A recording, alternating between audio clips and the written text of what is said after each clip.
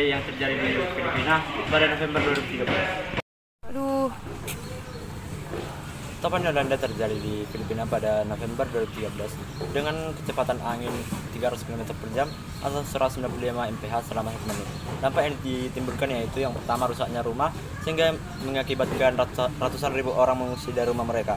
Yang kedua rusaknya usaha pertanian dan perikanan serta hilangnya nyawa. Faktor penyebab dari angin Topan Yolanda ini yaitu yang pertama zona bertekanan rendah. Pada daerah tropis yang mendapatkan sinar matahari, udara panas akan naik dengan cepat karena massa jenisnya yang rendah. Yang kedua, efek Coriolis. Efek Coriolis dapat membelokkan sirkulasi udara dan membentuk putaran angin, juga mempercepat pergerakan badai. Yang ketiga, kenaikan suhu. Permukaan laut badai terbentuk 21% lebih banyak untuk kenaikan 1 derajat Celcius permukaan laut. Artinya makin tinggi kenaikan suhu laut, maka makin besar juga badai yang terbentuk. Di sini saya akan menjelaskan tentang materi saya, yaitu gempa bumi yang terjadi di Padang pada 30 September 2009. Gempa bumi terjadi di Padang pada 30 September 2009. Wilayah ini adalah pertemuan antara lempeng tektonik Indo-Australia dengan lempeng tektonik Eurasia. Penyebabnya adalah adanya Geyser Mentawai atau Mentawai Result System dan Geyser Sumatra atau Sumatra Result System. Ada pula dampak bagi masyarakat, yaitu menimbulkan dampak yang menghancurkan kerusakan struktural seperti gempa bumi merusak bangunan, jembatan dan infrastruktur, bahkan menyebabkan runtuh. Hilangnya nyawa dan gempa bumi ini mengakibatkan hilangnya nyawa dan cedera serius. Ada pula tanggapan pemerintah, yaitu Wakil Gubernur Sumber Muslim Kasim mengatakan rehabilitasi dan rekonstruksi Sumber pasca gempa 2009 diharapkan sudah selesai pada 2012 mendatang. Selain memburu proses rehabilitasi dan rekonstruksi, Pemprov Sumbar saat ini fokus menyiapkan langkah mitigasi untuk meningkatkan kesiagaan Sumber menghadapi bencana di masa depan. Nah, materi selanjutnya di sini saya akan menjelaskan gunung meletus sinabung yang terjadi pada 10 Agustus 2020. Gunung meletus pernah terjadi di Sumatera Utara, yaitu Gunung Sinabung. Gunung Sinabung pernah meletus pada tanggal 10 Agustus 2020. Letusan tersebut disebabkan oleh tekanan magma, yaitu terakumulasi di bawah permukaan gunung dan akhirnya melepaskan energi. Dalam bentuk letusan tersebut dipicu oleh berbagai faktor seperti peningkatan tekanan yang cepat akibat pergeseran lempeng. Pada pula dampaknya yaitu menyebarkan abu vulkanik dan material panas. Letusan yang telah disebabkan dampak serius bagi lingkungan sekitar. Tanggapan BNPB biasanya memberikan tanggapan yaitu mengenai letusan gunung yang memberikan bantuan kepada warga terdampak serta mengawasi situasi yang memastikan keselamatan rakyat. Banjir pernah terjadi di Indonesia, yaitu Jakarta pada 1 Januari 2020. Banjir ini disebabkan curah hujan yang tinggi, tingginya permukaan air laut, serta kondisi sungai yang dangkal dan tersumbat sampah. Curah hujan ekstrim menyebabkan luapan sungai dan kanal. Hal ini menyebabkan banjir di berbagai wilayah Jakarta. Dampaknya yaitu kerugian ekonomi. Banjir ini mengakibatkan besar bagi industri dan bisnis. Kerugian sosial seperti penduduk kehilangan tempat tinggal dan barang-barang pribadi dan sumber lainnya. Tanggapan pemerintah daerah yaitu menyediakan bantuan evakuasi, penyediaan tempat penampungan sementara, dan bagi korban banjir. Tanggapan BPD yaitu mereka bertanggung jawab seperti melakukan koordinasi evakuasi, penyediaan bantuan kesehatan, dan logistik korban banjir. Di sini saya akan menjelaskan kebakaran hutan yang terjadi 2019 tepatnya di Kalimantan Timur. Provinsi Kalimantan Timur mengalami kebakaran hutan dan lahan puncaknya terjadi pada awal September 2019.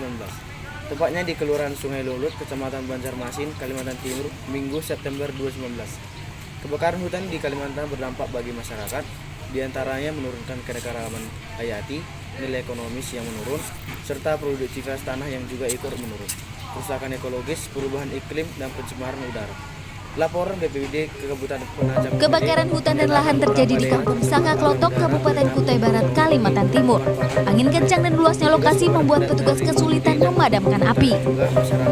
Selain itu, tidak adanya sumber air di lokasi. Jadi teman-teman, selanjutnya ada bencana alam yaitu yang berasal dari pantai Pasifik Utara yang berada di Jepang. Hilo di Pulau Hawaii sering disebut sebagai ibu kota tsunami Amerika Serikat karena bentuk teluknya yang memperbesar ketinggian tsunami, sehingga kota ini lebih rentan terhadap kerusakan. Gelombang pertama masuk ke pelabuhan Hilo lalu surut. Udara di teluk seolah menghilang. Perahu ditinggalkan di dasar laut di samping ikan-ikan yang terjatuh. 23 Mei tahun 1960. Tsunami di Hilo, Hawaii menewaskan 61 orang di Hilo, Hawaii. Tsunami ini disebabkan oleh gempa bumi di lepas pantai Chile yang turut berdampak hingga ke Hawaii di Samudra Pasifik. Serangkaian tsunami menghancurkan pusat kota Hilo pada pertengahan abad ke-20. Dan pengalaman itulah yang melahirkan sistem peringatan dini tsunami yang diciptakan atau diselenggarakan oleh UNESCO dan Komisi Oceanografi Internasional dan digunakan oleh negara-negara di sekitar lingkar Pasifik. Walter Dudley, seorang profesor oceanografi di Universitas Hawaii di Hilo dan pendiri Museum Tsunami Pasifik Hilo, mengatakan tsunami tahun 1960 menimbulkan dampak yang sangat besar terhadap masyarakat. Tidak hanya kerusakan fisik dan korban, tapi melalui perubahan yang terjadi di kota tersebut. Ia mengatakan bahwa dalam beberapa hal, tsunami menjungkir balikan seluruh struktur sosial dan etnis di kota tersebut. Ada pula respon lembaga terhadap tsunami yang terjadi di Hilo, Hawaii. Longsor Humbang Hasudutan 2023 adalah bencana alam berupa tanah longsor yang terjadi di Desa Simangulape, Kecamatan Baktiraja, Kabupaten Humbang Hasudutan, Provinsi Sumatera Utara, Indonesia. Longsor terjadi pada 1 Desember 2023.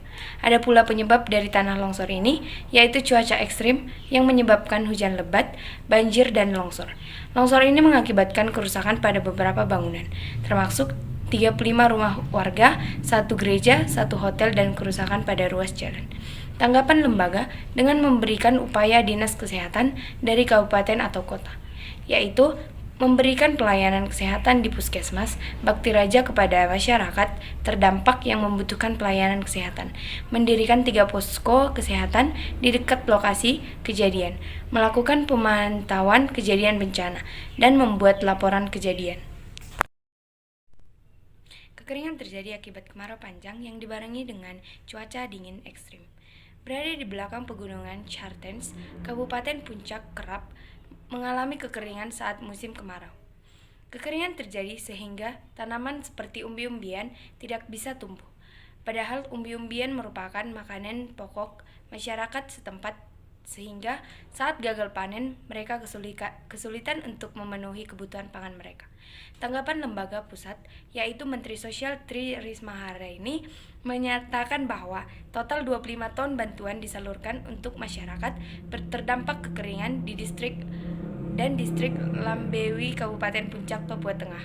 Kemensos juga menyiapkan lumbung sosial sebagai upaya memperkuat ketahanan pangan masyarakat setempat untuk jangka panjang.